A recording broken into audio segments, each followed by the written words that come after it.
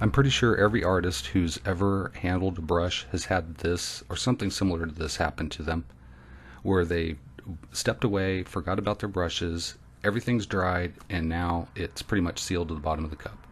If you can pull it free without ripping the handle out or without tearing the bristles off, they'll most assuredly be plasticized together in a giant bristle.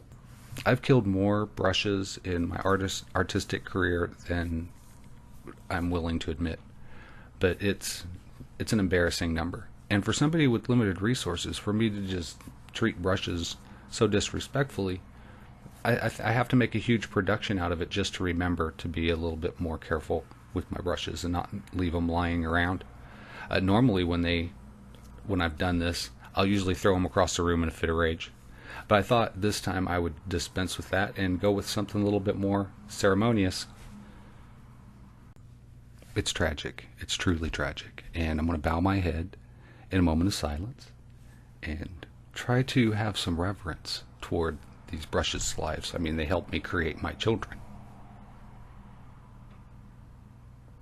Okay, now once I've gotten over that, I just pull them out of the dirt and wipe them off, and I can put them in some cold water with soap.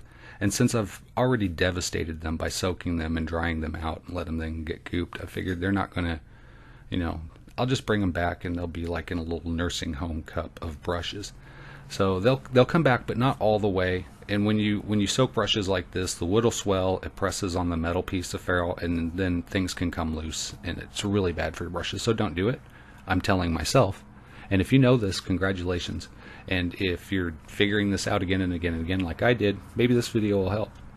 So thanks for watching, and until next time, you guys, take care.